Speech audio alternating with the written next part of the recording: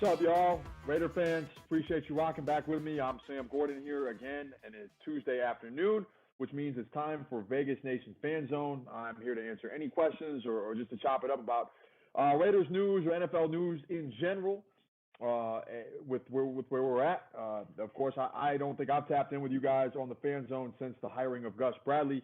So I'll weigh in there first, and then we can get to any questions that anybody has, if there are any.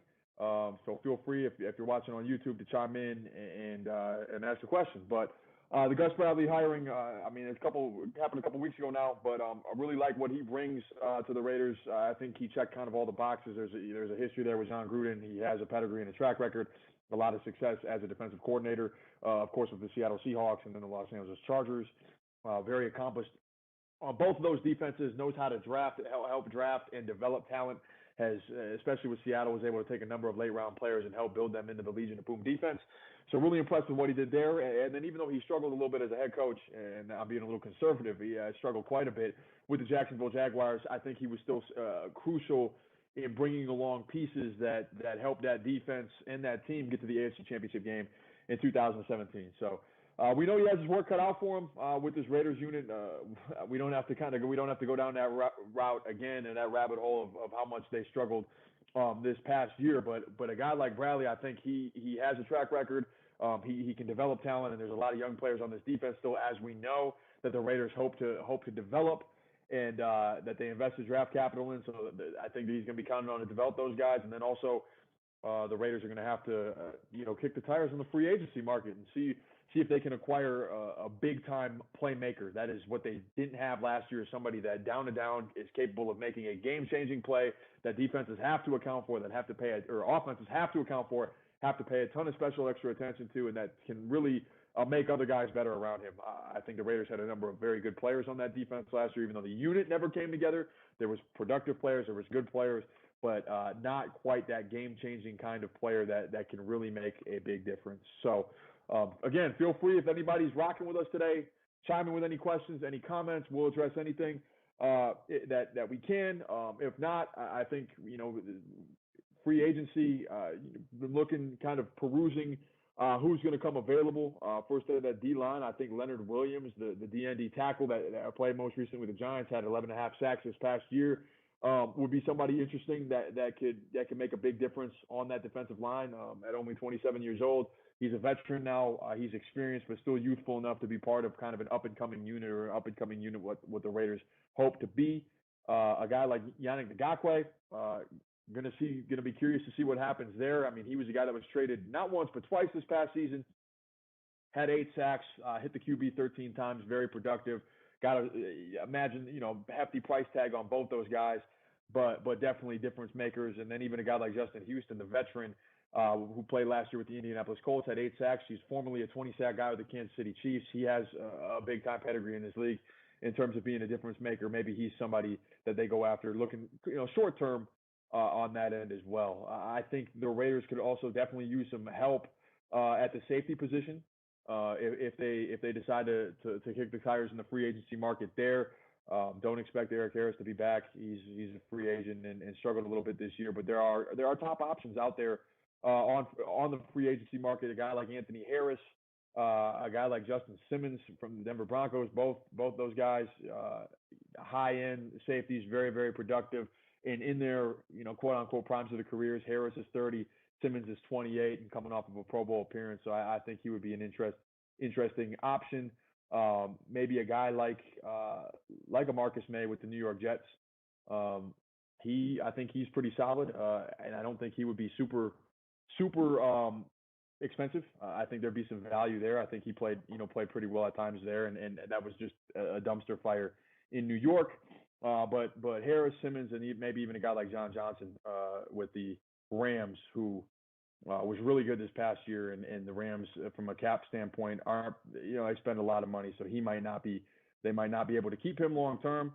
But those are some options there at the safety position in the defensive backfield. But aside from that, I mean, it's going to be about developing the young players. Can Jonathan Abram, who showed the flashes, who is a big hitter, who plays with a lot of energy and enthusiasm, can he take that next step and be more disciplined in coverage, be more disciplined as a tackler, take better angles, things of that nature with a Gus Bradley kind of influence and Ron Miles.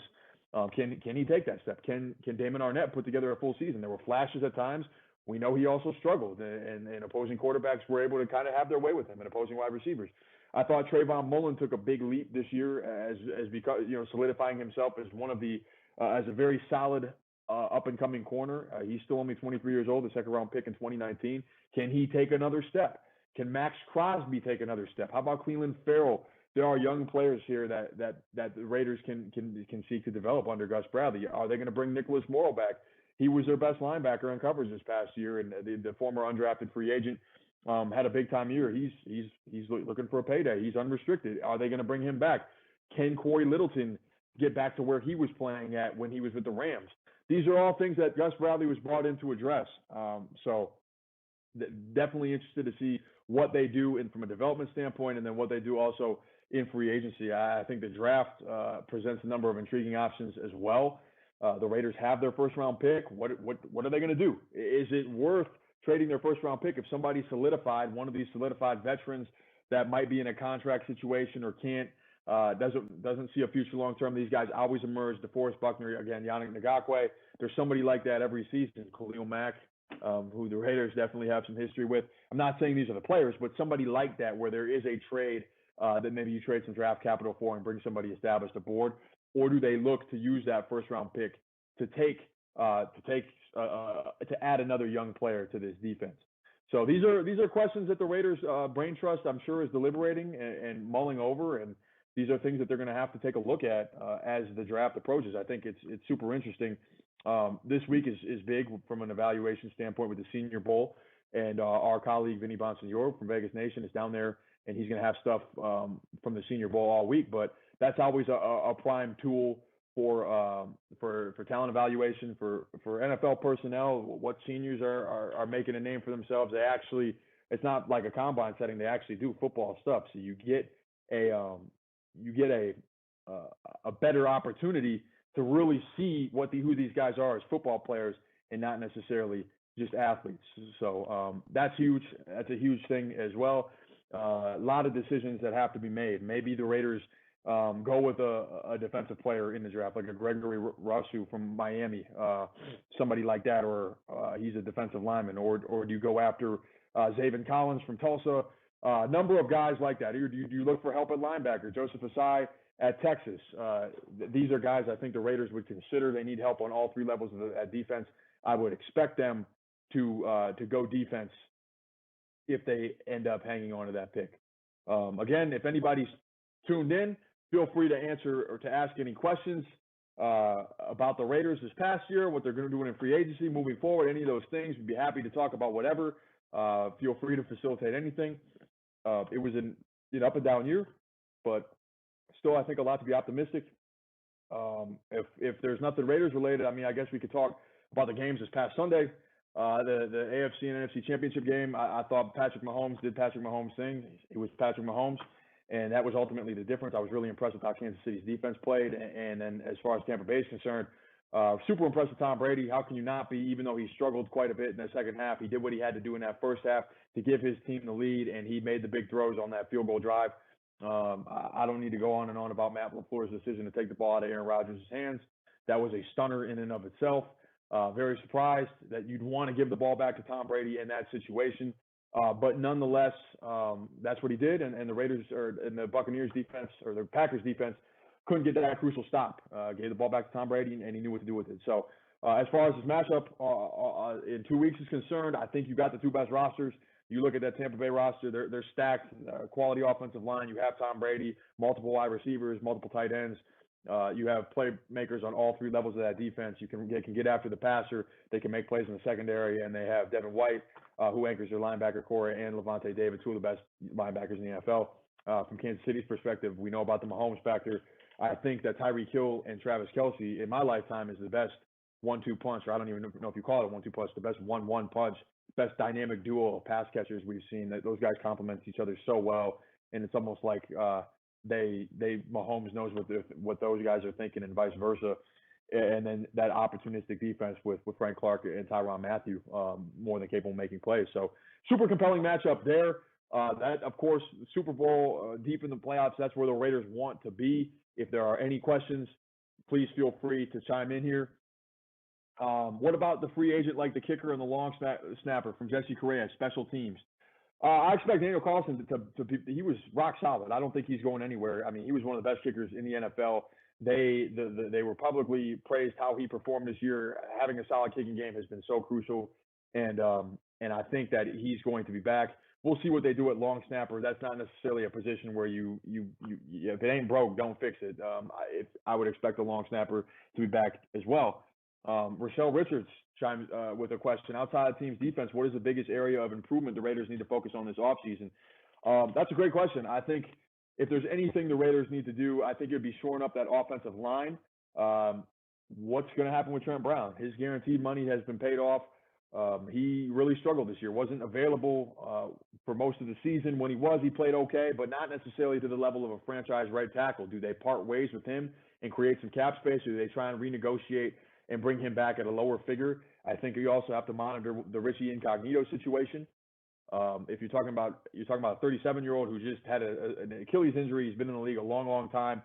Do they tweak something on that offensive line? Is John Simpson ready to step in and solidify one of those guard spots? And then again, if they don't bring Trent Brown back, what do they do at tackle? The offensive line for the Trent Brown struggles in terms of being healthy, for all the injuries they had, I thought was pretty solid for most of the year. But you can't bank on any. I mean, you have to solidify that, and I don't know if that's free agency or the draft, but that's in order to duplicate that output the Raiders had on offense this year. It was a very prolific offense at times, very solid throughout the course of the season. You need to protect Derek Carr, and that's, I think, what the Raiders should be focused on addressing. Jesse Correa says, I say, wait, when they need power. We got the bodies, just need to grow them. They are young. Yeah, Jesse. That's just player development. That takes time, and that's one of the reasons you bring in Gus Bradley is that he has a track record on that defensive side of the ball to draft and develop players and help young players become established veterans and things of that nature. He did it in Seattle. He did it in Jacksonville, albeit as a head coach, and he did it in LA too with the Chargers, helping those guys establish. It takes time. In terms of other areas of improvement offensively, I think developing those young receivers, Henry Ruggs and Brian Edwards. We don't know what the market's going to be like for Nelson Aguilar. You hear that the 2 years, $16 million being floated around. He was really productive this year. He was really good. I mean, he's a big play threat. He was able to stretch the field. He's able to get deep. He was able to go vertical, and he made a heck of a lot of big plays for Derek Carr. If he leaves, if there's another team that offers him big money and he walks away, what can they do to make up for that loss? I think it comes down to developing Henry Ruggs and Brian Edwards, who were both pretty underwhelming this past year as rookies. One a first-round pick, one a third-round pick. They have all the measurables. We know about the speed with Ruggs and the kind of the physical presence that Edwards had, but they got to put it all together. So I think that would be an area where the Raiders could definitely stand to develop as well in their receiving core. Fortunately for the Raiders, they have Darren Waller, who is one of the best players in the league, regardless of position. He's just a bona fide playmaker. So whoever is playing receiver next year, whether it's Aguilar, whether Ruggs is going to be turned on, looked to be the guy, or Edwards looked at it as that role, we'll see. But they know that they're going to have Waller locked in and somebody who can take some of the pressure off of them. So the Raiders. We saw them during this season beat the New Orleans Saints, beat the Kansas City Chiefs in Arrowhead Stadium. I mean, they played well against some really good teams. So the upside is there. It's just kind of about tapping into the making sure it's more consistent. Rochelle with another question. Despite how well Carr performs, a lot of fans still seem to want him gone. What's your opinion on Carr? That's a good question as well. I think Derek Carr is a quality quarterback in the NFL. I think he's proven that. He can make all the throws. He knows what he's doing. He's a professional. I don't think he's necessarily the kind of quarterback that's going to elevate, that's going to succeed. Let me put it to you like this. I think he needs certain things in place for him to be successful. He needs a good offensive line, a quality running game. If you have quality receivers and a solid defense, I think you can win with him. He's like a Jimmy Garoppolo or a Jared Goff. Those guys won, and they played really well and were really, really important in getting their teams to the Super Bowl, but they were also flanked with really good talent around them. They had great defenses. They had a good offensive line. They had those things in place. as were the elite quarterbacks in the NFL, kind of that first tier, your Russell Wilsons, your Aaron Rodgers, Mahomes, guys of that ilk, elevate the play of those around them and are successful in spite of the failings or the struggles of those around them as well. They just figure it out. And I don't think we've seen Derek Carr do that yet. I mean, he's yet to play a playoff game. We saw him go 12-4. We know he can win games, but it hasn't been consistent. He hasn't really been able to overcome the situations that he's been in. And that's not necessarily I'm not saying that's a that's a problem. I don't think most NFL quarterbacks can do that, right? That's what makes the elite group is that you plug them in and they figure it out and boom. And there's only a handful of guys that can do that. And to say Derek Carr isn't one of those guys, I don't think that's a problem. That's why the Raiders are trying to solidify everything around him to make sure that they know whether or not he's the guy long term. I mean, he's entering the prime of his career. He's 29, going on 30. He'll be 30 in a couple months. Played his best football. It just didn't necessarily translate into team success. So that's the next step, is seeing if they can put the requisite team around him in order to know whether or not he's their guy long term. Jesse Correa asks, Josh Jacobs, next step. I think it's hard to say. He was so good as a rookie, averaging 4.8 yards per carry, and then he took a step back this year, under 4.0 yards per carry. As far as kind of his play, he was dinged up. We know he was dinged up in that New Orleans game, tweaked a hip or something like that, and never really felt like he was as quick, as explosive as he was as a rookie. I think it's about staying healthy for him, and again, putting that offensive line in place. And then Jacobs wanted to improve as a pass catcher, and I think he did a little bit of that this past year. You saw what he could do coming out of the backfield, catching passes, things of that nature. He did catch 33 balls, up from 20 as a rookie, but his goal coming into the year was to catch 60 passes. He didn't do that. So, yeah, developing as a pass catcher, I think, would help him, make him a little bit more well-rounded, and that would help him take the next step in this league. So, still got time for questions. If anybody wants to check in, anybody has anything to ask about the Raiders, about the NFL in general, we're here. I'm Sam Gordon. This is Vegas Nation Fan Zone. We're here with you every Tuesday. Sometimes it's me, sometimes it's Heidi Fang, sometimes it's Vinny Bonsignore, sometimes it's Adam Hill. But we all try and keep you covered with whatever's going on with the Raiders. Of course, it's the off-season, and that off-season technically hasn't started in terms of the new league year, so it's been kind of slow with Raiders news. But there is a new defensive coordinator. There is a lot of positive momentum with the way the offense played for the majority of the season. Rochelle Richards asks, who wins the Super Bowl and a score? That is a great question. I think the Kansas City Chiefs are the best team in the NFL. And if you were to ask me before the season who I thought was going to win the Super Bowl, I would say the Chiefs, and I'm still sticking with that. It's just that I'm always uneasy picking against Tom Brady in these situations for the obvious reasons. He just continues to defy logic and defy conventional wisdom with his play, with his leadership, with his intangibles. He takes that Tampa Bay Buccaneers team that was dreadful, mostly since John Gruden left, the last decade plus, and has them in the Super Bowl in his first year without much of an offseason. That's super, super impressive to me. But I think Kansas City gets it done something like 35-24 or 34-24. I think they win and they cover the point spread. It's Patrick Mahomes is something else, and it's as much as I don't want to bet against Brady, I'm not betting against Mahomes either. Valerie Pickard, you think we part ways with Trent Brown? Thanks for the question, Valerie, and your participation. I think that it's certainly under consideration. They brought him in, as John Gruden has said, to be the LeBron James at the right tackle position of that offensive line. And you didn't get that level of play from him, and he was a big price tag, and he didn't play. I mean, he just wasn't present for a majority of the games on his contract. All the guarantees are paid off. You could create a lot of cap space. I think if he does come back, it would be at a renegotiated figure that would be a lot cheaper and a lot more affordable for the Raiders, and would give him kind of more incentive to stay on the field and play better, with the hopes of getting another long-term deal. The talent is there. He just never really quite put it together for a full season with the Raiders. That is all we have for Vegas Fan Zone. We appreciate everybody, Rochelle, Jesse, Valerie, for your participation. Thank you so much. Somebody will be rocking with you next Tuesday. I'll be with you sometime next month. Can't wait. Adios.